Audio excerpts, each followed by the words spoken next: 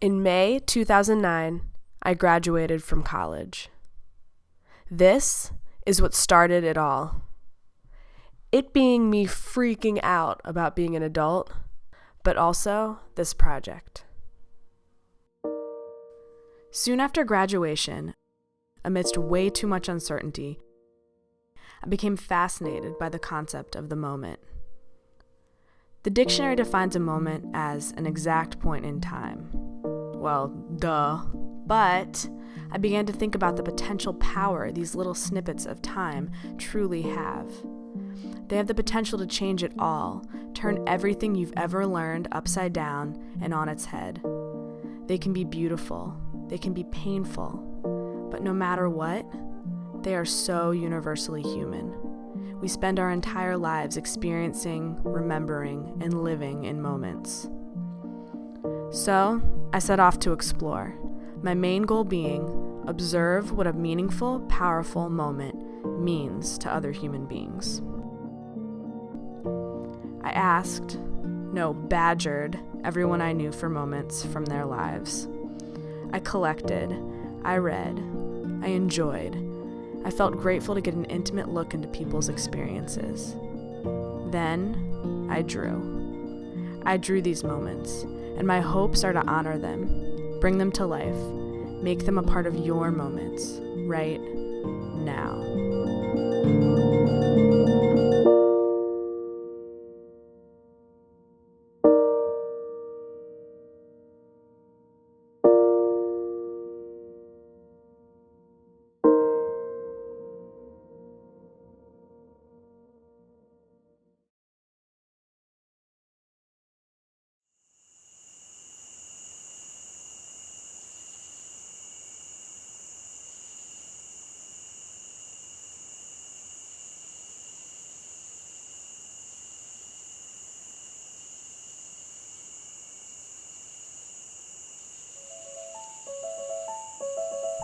I was 8 years old,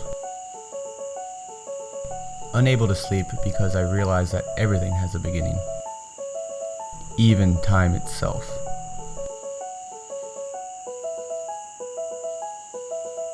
Pondering this, I thought about what came before the beginning of time, and I realized I had no idea, and nothing made sense.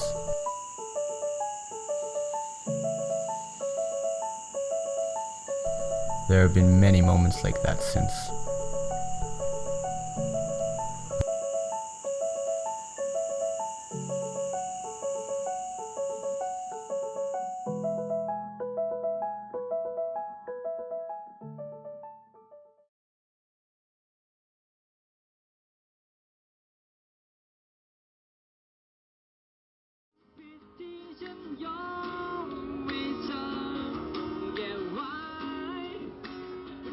Every time I watch the short 53-second video I took of a street musician in Thailand, it sends shivers up my spine. It often makes me cry for no apparent reason. It's neither tears of joy or sadness, just simple human expression stripped to its rawest and most primitive state. On a street renowned for alcohol, foreigners, transsexuals, sex, and prostitution, I heard the most beautiful impromptu rendition of a song. I wish that watching the video would transport me across the world, but rather it makes me feel further from Thailand than ever.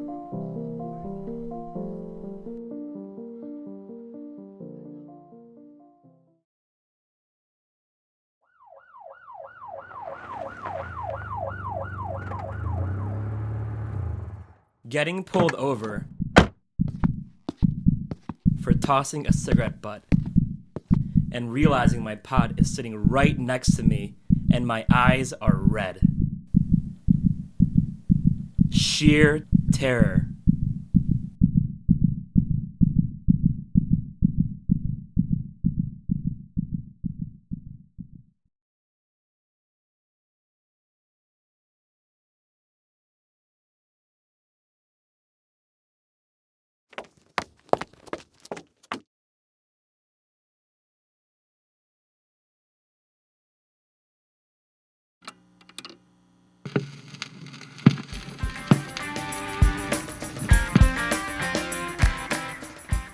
Dale's house.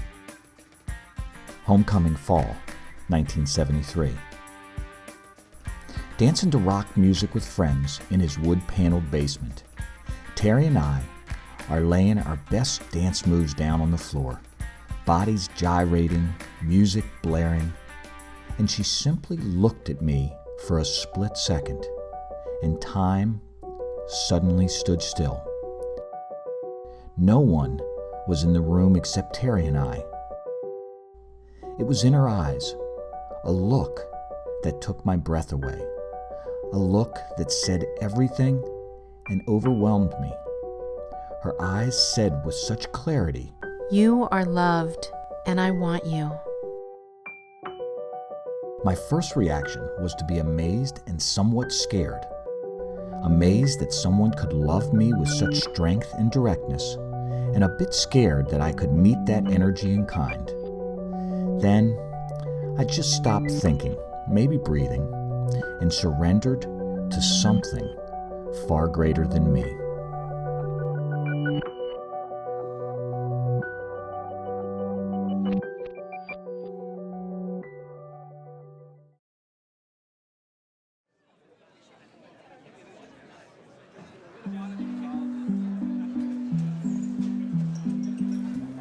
When I was 13, I spent all my moments hiding behind this. Eventually, I divested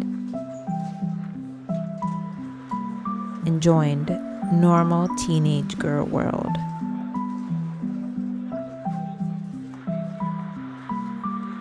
Today, 12 years later, I still hide. I've just found more socially acceptable ways to do it. Sans best.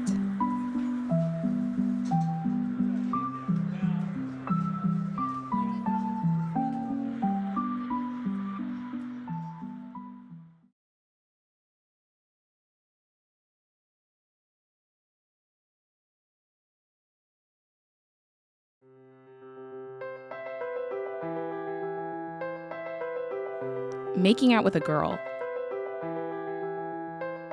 and realizing how weird it is as I'm doing it.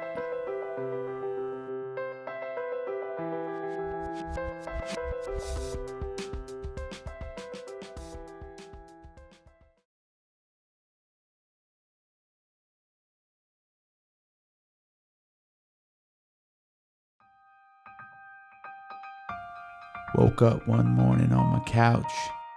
I was floating in the air. It was so peaceful. I thought I had died and gone to heaven. Then reality set in and I started puking. From that day forward, I began my new journey on the road to sobriety. That was over 30 years ago.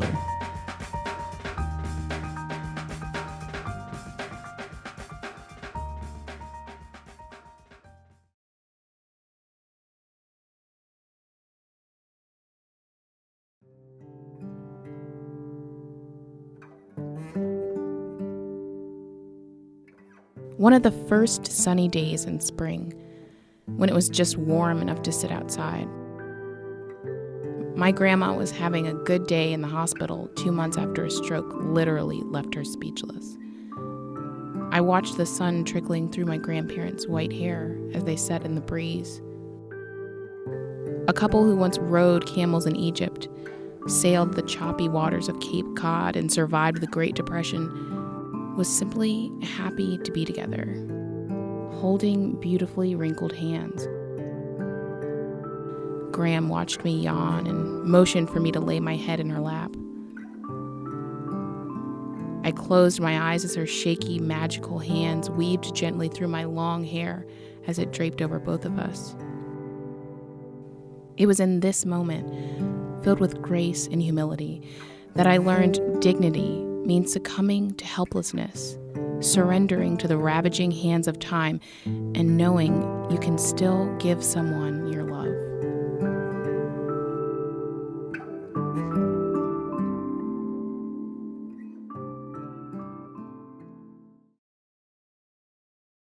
Here comes the part where I tell you how much this project has changed me, helped me grow, blah, blah, blah.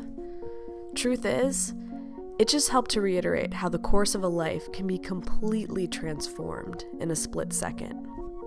You might be 8 years old, having your first of many existential thoughts. You might travel to Thailand and hear a song that completely touches you at your core. You might wake up one morning after years of drinking and decide that it is finally worth it to make a change. All of these moments define you. They are you. In all honesty, my favorite part about this entire thing was being able to jump into so many uniquely beautiful experiences. I want to thank everyone that bravely shared a part of themselves with me for this project. I am forever grateful. And so I leave you with this. People usually consider walking on water or in thin air a miracle. But I think the real miracle is not to walk either on water or in thin air, but to walk on earth. Every day we are engaged in a miracle, which we don't even recognize. A blue sky, white clouds, green leaves, the black curious eyes of a child, our own 2 eyes. All is a miracle.